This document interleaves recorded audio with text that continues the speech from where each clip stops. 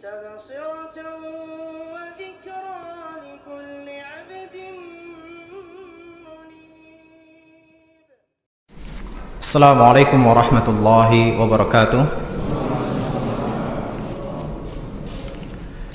إن الحمد لله نحمده ونستعينه ونستغفره ونعوذ بالله من شرور أنفسنا ومن سيئات أعمالنا من يهده الله فلا مضل له ومن يضلل فلا هادي له أشهد أن لا إله إلا الله وحده لا شريك له وأشهد أن محمدا عبده ورسوله اللهم صل وسلم على نبينا محمد وعلى آله وصحبه ومن تبعهم بإحسان إلى يوم الدين أما بعد. Ikhwatal iman rahmati Allah subhanahu wa ta'ala, puji dan syukur kita kepada Allah subhanahu wa ta'ala yang telah memberikan limpahan rahmatnya, maghfirahnya, kenikmatan-kenikmatannya kepada kita semua, baik nikmat keimanan, nikmat kesehatan, nikmat kekuatan, nikmat kesempatan dalam menuntut ilmu syar'i, sehingga alhamdulillah kita dapat berkumpul bersama-sama di masjid ini dalam rangka untuk menuntut ilmu syar'i, dalam rangka untuk mendekatkan diri kita kepada Allah Subhanahu wa taala. Rasulullah sallallahu alaihi wasallam telah bersabda, "Majtama'a qaumun fi baitin min buyutillah wa hum yatluna kitaballah." Tidaklah berkumpul suatu kaum di rumah-rumah Allah Subhanahu wa taala, di masjid-masjid Allah Subhanahu wa taala, wa hum yatluna kitaballah, di mana mereka membaca kitab Allah, membaca Al-Qur'anul Karim, wa yatadarasunahu bainahum, kemudian mereka mempelajari isi kandungannya, illa nazalat alaihimus sakinah, kecuali akan turun kepada mereka rasa ketenangan, wa ghasyiyatuhumur rahmah, kemudian rahmat Allah Subhanahu wa taala pun bercucuran datang kepada mereka, wa hafathumul malaikah, dan para malaikat pun mengelilingi mereka, memberikan doa-doa kebaikan untuk mereka, wa dzakarahumullahu fi man indah, kemudian Allah Subhanahu wa taala menyebut nama orang-orang yang menuntut ilmu syar'i tadi di hadapan para malaikatnya sebagai penghormatan untuk mereka. Kemudian salawat serta salam semoga Allah senantiasa mencurahkan kepada Nabiul Mustafa Nabi Muhammad sallallahu alaihi wasallam yang telah mengajarkan kepada kita Islam yang sempurna, membimbing kita menuju keridhaan Allah Jalla wa Ala, dan tentunya hal tersebut adalah dengan menegakkan dan menerapkan sunnah-sunnah Rasulullah sallallahu alaihi wasallam. Dengan begitu keridhaan dan ampunan Allah Subhanahu wa taala akan datang kepada kita. Sebagaimana dalam firman-Nya, "Qul in kuntum tuhibbunallah," katakanlah ya Muhammad kepada mereka, in kuntum tuhibbunallah, jikalau kalian benar-benar cinta kepada Allah Subhanahu wa taala, fattabi'uni, maka ikutilah Rasulullah sallallahu alaihi wasallam dalam muamalahnya, ibadahnya, akhlaknya, yuhibbukumullah, maka Allah pun akan cinta kepada kalian, wa yaghfir lakum dzunubakum, dan akan mengampuni dosa-dosa kalian. Jemaah sekalian rahmati Allah Subhanahu wa taala, kita lanjutkan kembali pembahasan kita tentang kitab Al-Kabair, bab dosa besar ke-41, membenarkan dukun dan ahli nujum. Ikhwatal iman rahmatullah Subhanahu wa taala, perlulah diketahui bahwasanya tidak ada yang mengetahui segala perkara yang gaib kecuali hanya Allah Subhanahu wa taala. Dan hal ini telah Allah sampaikan di dalam firman-Nya, "Qul la ya'lamu man fis samawati wal ardil ghaiba illallah." Katakanlah ya Muhammad kepada mereka, la ya'lamu man fis samawati wal ardil ghaiba illallah. Tidak ada seorang pun yang ada di langit maupun yang ada di bumi mengetahui perkara yang gaib kecuali Allah Subhanahu wa taala. Namun terkadang Allah Subhanahu wa taala memberitahukan pengetahuannya mengenai perkara tersebut kepada sebagian dari para rasul yang dikehendaki oleh Allah Subhanahu wa taala. Dan begitu pula Allah Subhanahu wa taala telah memberitahukan juga sebagian mengenai perkara gaib kepada para malaikatnya. Nah, Allah Subhanahu wa taala telah berfirman, Alimul ghaibi. Allah Subhanahu wa taala yang maha mengetahui perkara yang gaib. La yuzhiru ala ghaibihi ahada. Dan Allah Subhanahu wa taala tidak memperlihatkan perkara yang gaib tersebut kepada siapapun. Nah, illa man irtadha min rasul, kecuali kepada para rasul yang dikehendaki oleh Allah Subhanahu wa taala. Nah, ini untuk para rasul. Ya, di mana para rasul pun tidak mengetahui perkara yang gaib kecuali ketika Allah Subhanahu wa taala telah memberitahukan kepada mereka. Nah, begitupun juga para malaikat itu tidak mengetahui perkara yang gaib. Dari mana kita mengetahui? Perhatikan, ketika Allah Subhanahu wa taala menciptakan Adam, nah, dalam penciptaan Adam, kemudian Allah Subhanahu wa taala menguji para malaikat untuk menyebutkan nama-nama yang ada di dalam surga tersebut. Tetapi para malaikat pun tidak bisa menjawabnya. Nah, sehingga mereka pun mengatakan, qalu, kata para malaikat, mereka berkata, subhanaka la ilma lana illa ma 'allamtana. Maha suci Engkau ya Allah, la ilma lana, kami tidak memiliki ilmu, kami enggak mengetahui perkara yang ghaib, illa ma 'allamtana, kecuali pada sesuatu yang telah Engkau ajarkan kepada kami, kepada terhadap sesuatu yang telah Engkau kabarkan kepada kami. Nah, barulah ketika itu para malaikat pun mengetahuinya. Paham Pak sampai sini? Jelas Pak? Jadi bisa kita simpulkan, nah, bahwasanya yang hanya mengetahui perkara yang gaib hanyalah Allah Subhanahu wa taala, dan terkadang Allah Subhanahu wa taala mengabarkan kepada para malaikatnya dan juga kepada para rasulnya yang dikehendaki oleh Allah Subhanahu wa taala. Jelas Pak ya sampai sini? Baik. Ikhwatul iman rahmati Allah Subhanahu wa taala. Namun sekarang ini ya, muncul banyak sekali orang-orang yang mengaku-ngaku mengetahui perkara yang gaib. Sementara dia bukanlah seorang rasul, apalagi seorang malaikat. Nah, mereka muncul dengan berbagai tampilan.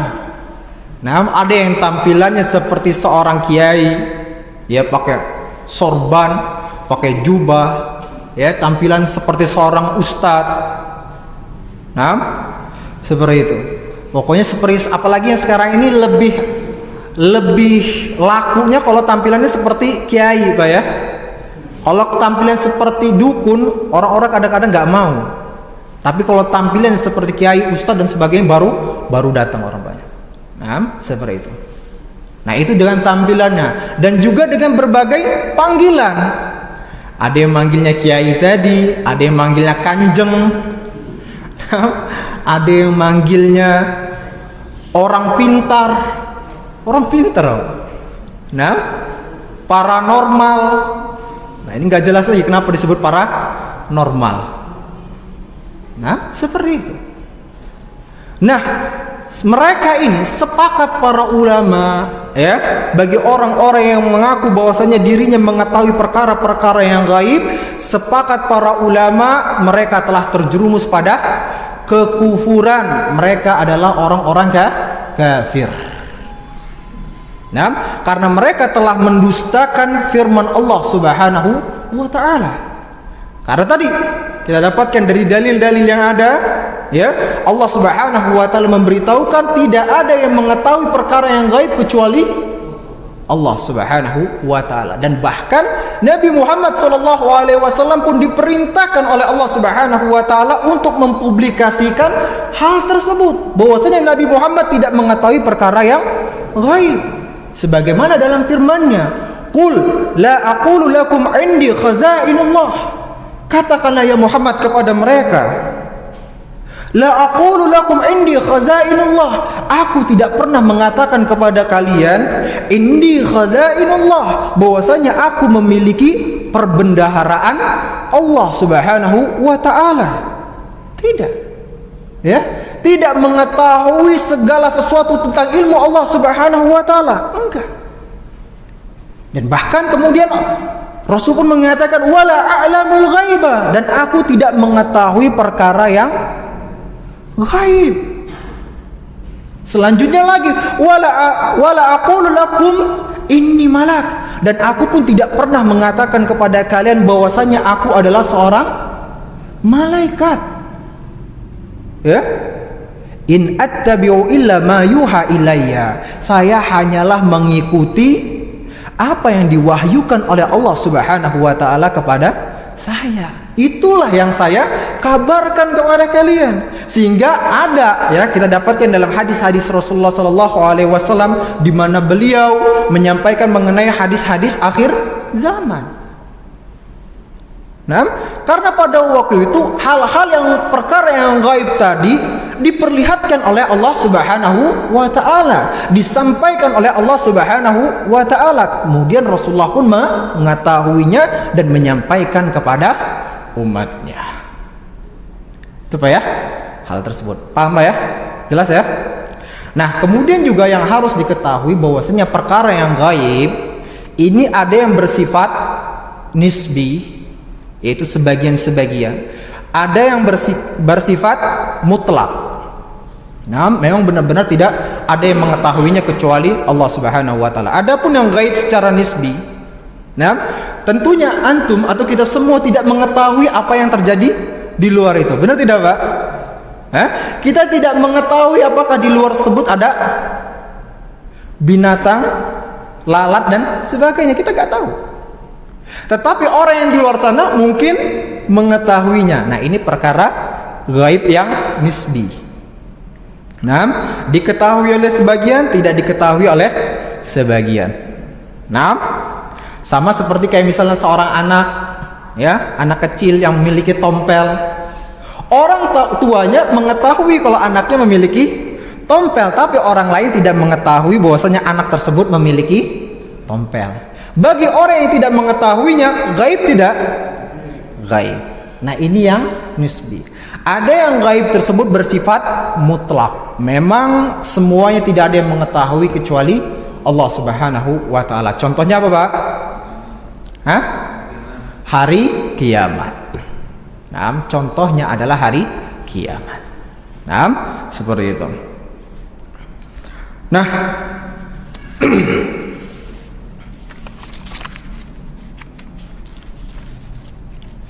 tadi dikatakan ya, wala aqulu lakum inni malak, dan aku tidak mengatakan kepada kalian bahwasanya aku adalah seorang malaikat. In attabi'u illa ma yuha ilayya, saya hanya mengikuti apa yang diwahyukan oleh Allah Subhanahu wa taala kepada saya. Qul hal yastawil a'ma wal basir, katakanlah Muhammad kepada mereka, apakah sama antara orang-orang yang buta dengan orang-orang yang melihat?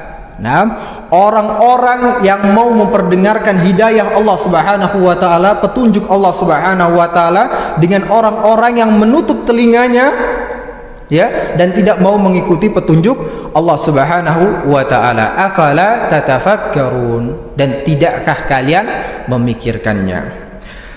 Lalu ikhwatul iman rahmati Allah Subhanahu wa taala, muncul sebuah pertanyaan, ya, di benak kita. Kalau benar orang-orang yang mengaku tadi mereka tidak mengetahui perkara yang gaib, ya, yang mengaku-ngaku mengetahui perkara yang gaib tadi, mereka adalah seorang pendusta, ya, dan mereka pun tidak mengetahui perkara yang gaib.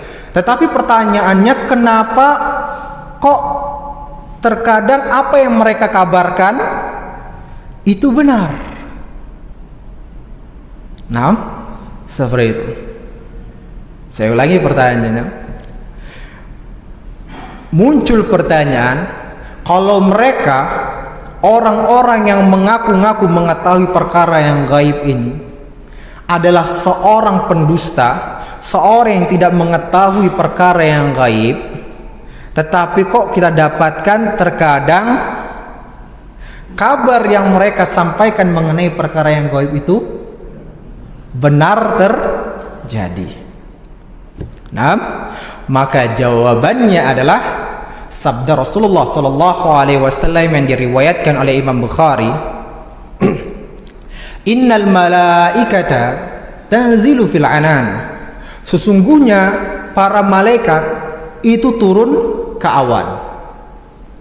Naam, wa tadhkurul amra qudiya fis sama. Kemudian mereka menyebutkan perkara yang telah ditetapkan di langit. Naam, fatashtariku syayatin as-sam'a. Kemudian setan pun, ya setan-setan mencuri dengar berita tersebut. Fatasma'u, kemudian mereka pun mendengarnya, para jin tersebut. Nah, kemudian mereka menyampaikan kepada al-kuhan, kepada dukun-dukun, kepada wali-wali mereka. Nah, fayakdzibuna ma'aha mi'ata kadzbatin 'inda anfusihim. Kemudian mereka pun, ya para jin-jin tersebut menambahkan dengan berita yang mereka dengar tadi, satu berita yang mereka dengar tadi 100 kebohongan yang berasal dari diri mereka sendiri. Ya Pak ya.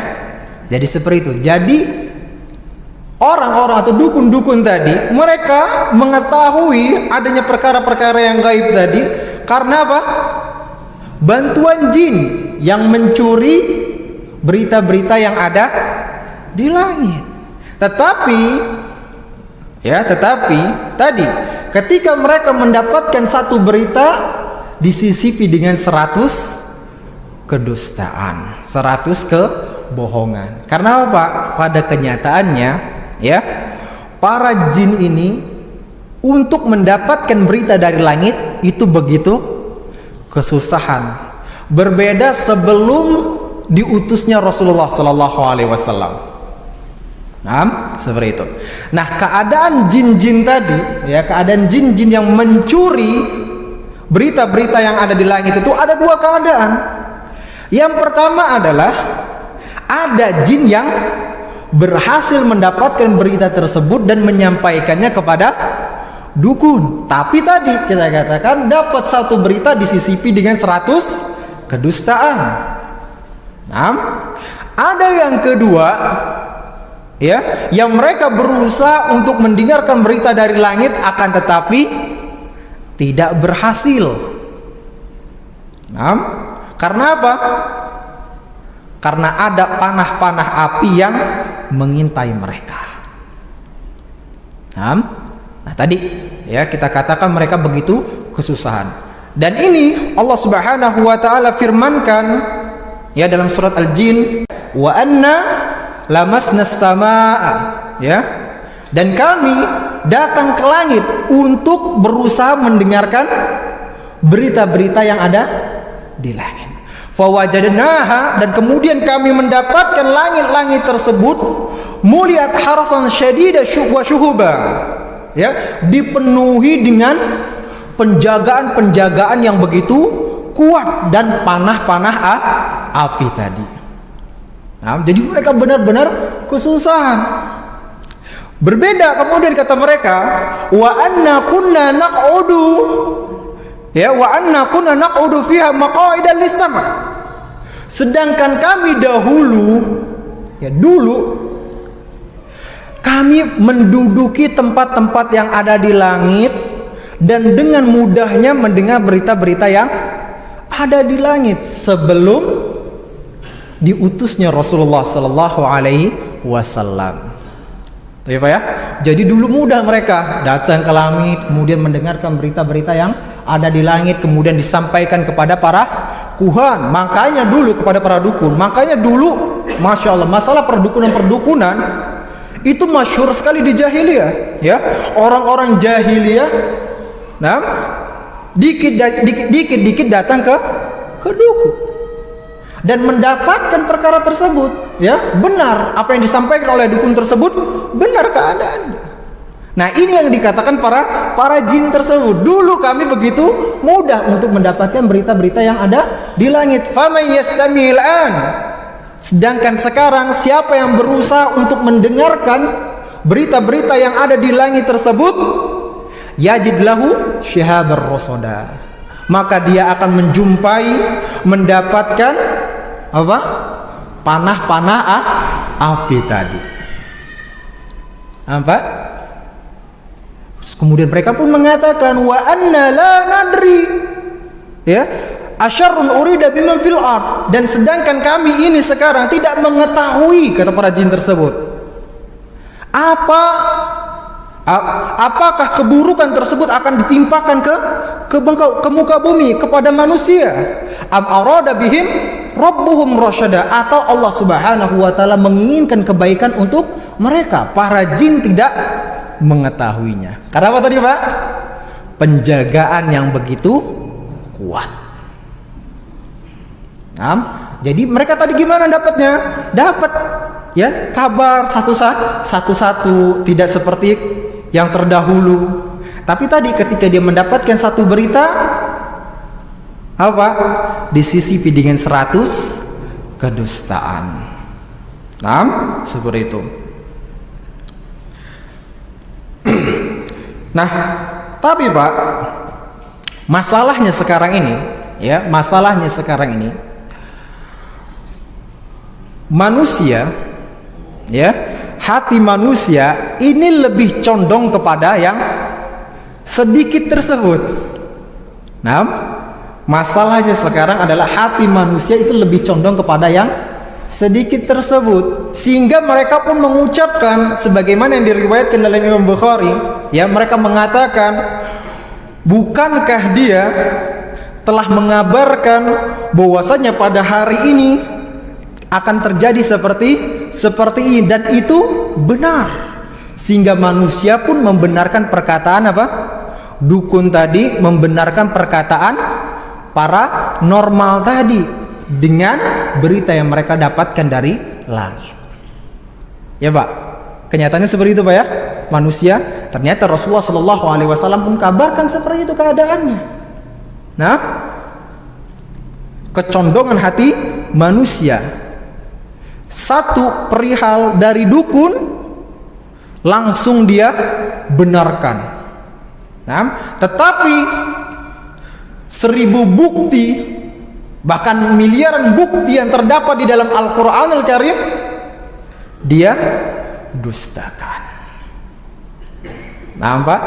Seperti itu. Nah, tadi Masya Allah sudah dapat kita kesimpulannya, ya, bahwasanya kalau ada, ya, orang-orang yang mengaku bahwasanya dia mengetahui perkara yang gaib, nah, mengaku-ngaku mengetahui perkara yang gaib, kesimpulannya apa, Pak? Mereka telah terjerumus pada kekufuran, atau mereka telah kafir, telah murtad, keluar dari agama Islam. Nah, inilah kedudukan bagi orang-orang yang tadi mengaku-ngaku. Nah, kemudian pertanyaannya adalah, bagaimana dengan kedudukan orang-orang yang datang kepada dukun tersebut? Nah, kemudian dia menanyakan perkara-perkara kepada dukun tersebut. Bagaimana hukumnya, Pak? Oh, syirik. Apa lagi, Pak? Dosa besar. Masya Allah.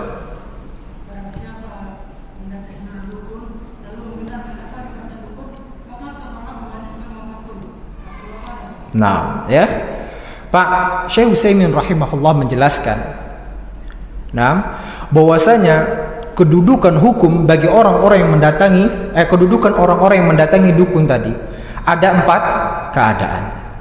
Yang pertama adalah dia telah terjerumus pada kekufuran, atau dia telah kafir.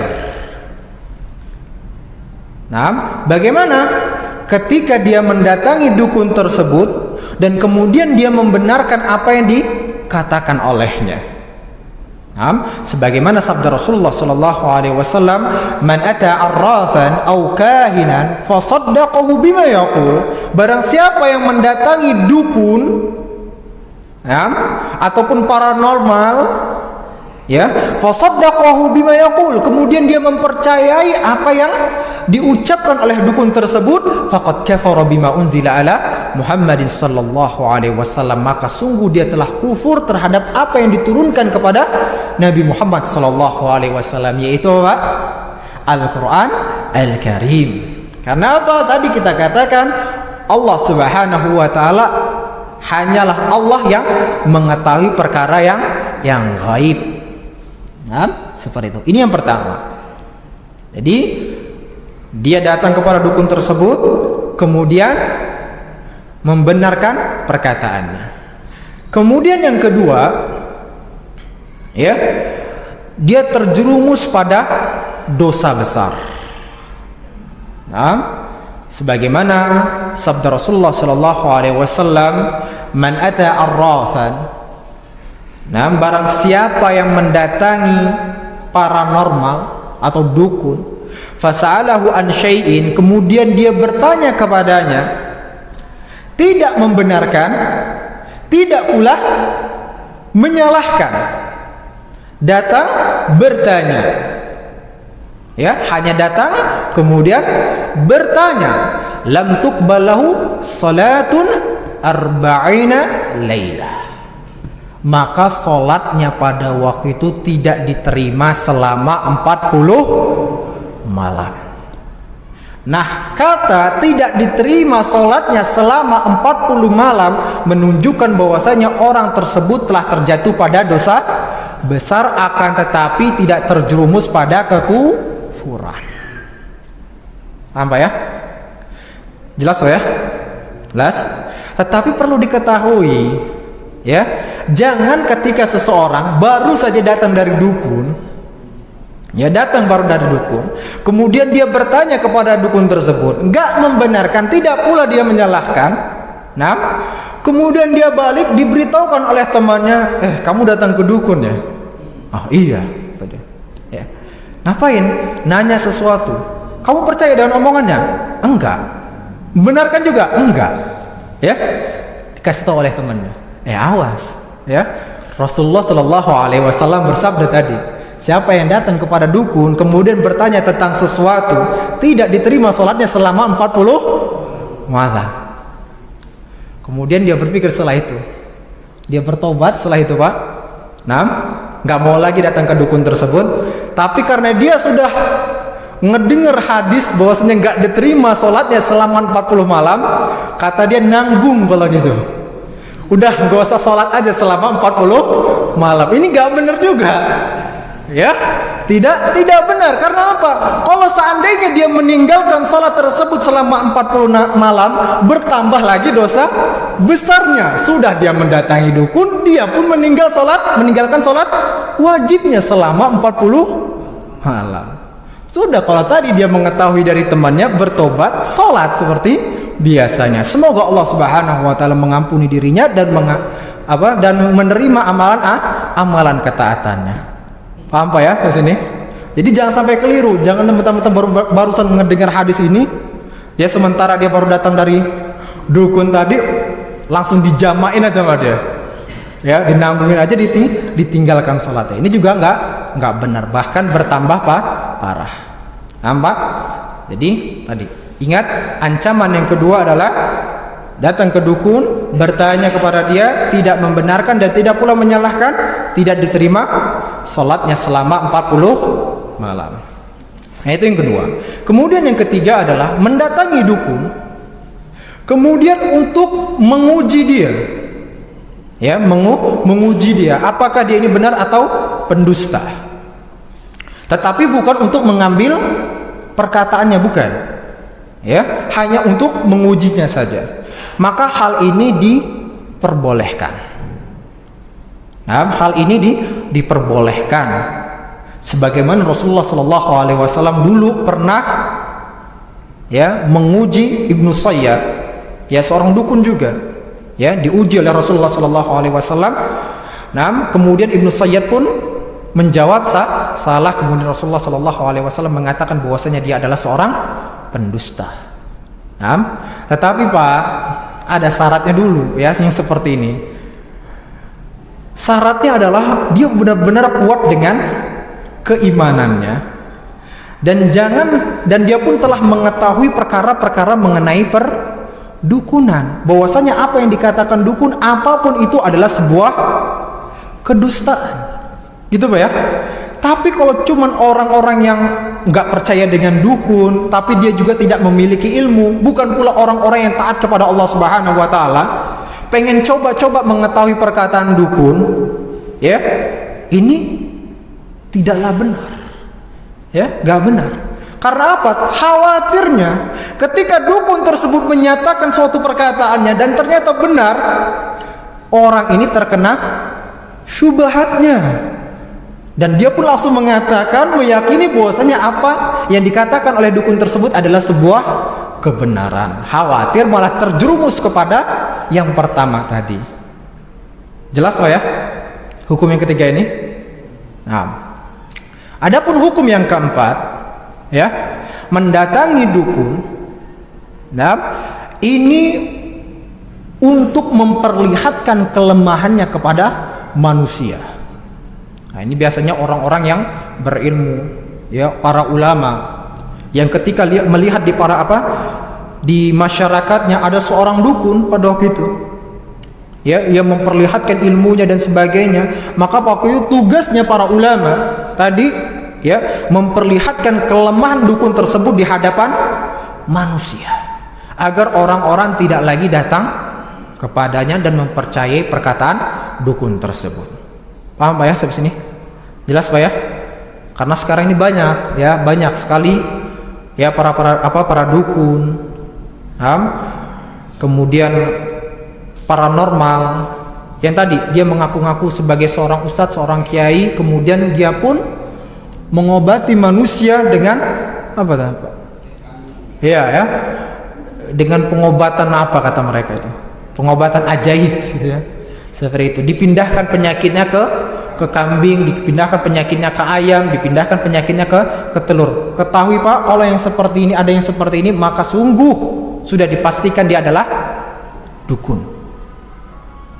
Nah, jadi disyariatkan bagi orang-orang yang mengetahui suatu ilmu, bagi orang-orang yang berilmu dan sebagainya, datang kepada dukun kemudian memperlihatkan kelemahan dukun tersebut kepada manusia. Nah, inilah 4 kedudukan hukum orang yang mendatangi dukun tersebut. Jelas Pak sampai sini Pak? Jelas.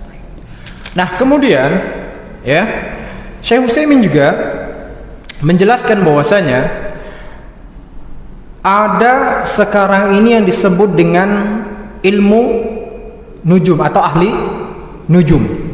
Ya, ahli nujum. Nujum pada dasarnya adalah bintang-bintang Pak. Nah, jadi ahli nujum adalah ahli perbintangan.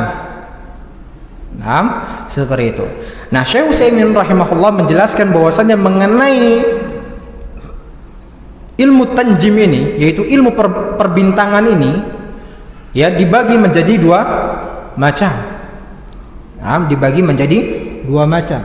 Yang pertama adalah ilmu ta'thir, yaitu astrologi, di mana orang-orang yang mereka memperhatikan bintang-bintang dan meyakini bahwasanya bintang-bintang tersebut memberikan pengaruh kebaikan dan keburukan kepada manusia yang ada di bumi. Nah, ini yang pertama dan jelas keharamannya. Nah, disebut dengan ilmu ta'thir atau astrologi tadi. Nah, adapun ada 3 keadaan pada ilmu ini. Yang pertama, kalau ada orang yang meyakini bahwasanya bintang-bintang tersebut berpengaruh secara zatnya, bahwasanya dia akan mendatangkan keburukan dan kebaikan kepada manusia yang ada di bumi, maka sungguh dia telah terjerumus pada syirik besar. Nah, sebagaimana sabda Rasulullah sallallahu alaihi wasallam dalam hadis qudsi, ya, Allah Subhanahu wa taala berfirman, "Asbaha min ibadi mu'minun wa kafir." Di pagi hari ada hamba-hambaku yang beriman dan juga ada yang kafir. Wa man qala mutirna bi fadlillah, dan barang siapa yang mengatakan sungguh turun hujan kepada kami dengan anugerah dari Allah Subhanahu wa taala, fadzalika mu'minun bi wa kafirun bil kaukab. Maka itulah orang yang beriman kepadaku, kata Allah Subhanahu wa taala, dan kafir terhadap bintang. Wa man qala mutirna binawin hadza, dan barang siapa yang mengatakan sesungguhnya turun hujan kepada kita dikarenakan bintang ini dan bintang itu, fahuwa kafirun bi, maka dia telah kufur kepadaku, wa mu'minun bil kaukab, dan dia pun beriman kepada bintang-bintang tersebut. Apa ya? Sini. Nah, tadi yang pertama, Pak, ya. Adapun yang kedua, ketika seseorang meyakini bintang-bintang tersebut sebagai sebab, ya, yang memberikan pengaruh bahwasanya keburukan dan kebaikan itu dikarenakan bintang-bintang tersebut sebagai sebabnya. Kemudian dengan meyakini sebab tersebut, dia pun mengklaim bahwasanya dirinya mengetahui perkara yang gaib tersebut dengan sebab bintang-bintang tadi. Maka ini pun juga telah terjerumus pada syirik besar. Karena apa? Karena tidak ada yang mengetahui perkara yang gaib kecuali Allah Subhanahu wa taala, dan tidak bisa bintang-bintang tadi dijadikan sebab dengan apa? Sebagai sebab untuk mengklaim bahwasanya dirinya mengetahui perkara yang gaib. Tadi kita katakan bagaimana firman Allah Subhanahu wa taala, "Qul la ya'lamu man fis samawati wal ardil ghaiba illallah." Katakan ya Muhammad, tidak ada seorang pun yang ada di langit maupun yang ada di bumi mengetahui perkara yang gaib kecuali Allah Subhanahu wa taala. Kemudian yang ketiga, ya, adalah orang-orang yang menjadikan bintang-bintang tadi, pergerakan bintang dan sebagainya, ya, sebagai sebab yang telah terjadi pada seseorang. Nah, misalnya ada kejadian seperti ini, kemudian dinisbatkan, oh ternyata itu gara-gara bintang yang seperti ini. Nah, tetapi pada waktu itu dia meyakini sebenarnya Allah Subhanahu wa taala ya yang memberikan keburukan dan sebagainya. Dia hanya menjadikan bintang-bintang tadi sebagai sebabnya. Maka hal yang seperti ini telah terjerumus pada syirik kecil. Ada kan Pak ya? Jelas Pak? Jelas? Nah, seperti itu. Nah, ini yang pertama mengenai ilmu ta'thir tadi, ya, atau astrologi. Sedangkan yang kedua ilmu tasyir, atau yang sering disebut dengan astronomi. Nah, astronomi, di mana seseorang melihat pergerakan-pergerakan bintang, tempat-tempat bintang pada waktu itu sebagai kebutuhan atau keperluan di dalam agama, ataupun keperluan untuk perkara-perkara dunia. Contohnya perkara agama adalah sebagai kiblat, penunjuk kiblat. Nah, seperti itu. Ataupun perkara-perkara dunia untuk mengetahui iklim dan sebagainya, ya. Yang intinya adalah mengenai perkara-perkara astronomi, dan hal itu diperbolehkan. Nah, Allah taala a'lam. Taib. Itu aja. Semoga apa yang kita pelajari hari ini bermanfaat bagi kita semua. Mari kita tutup dengan baca doa kafaratul majlis. Subhanakallahumma wa bihamdika asyhadu an la ilaha illa anta astaghfiruka wa atubu ilaik. Sekian. Assalamualaikum warahmatullahi wabarakatuh.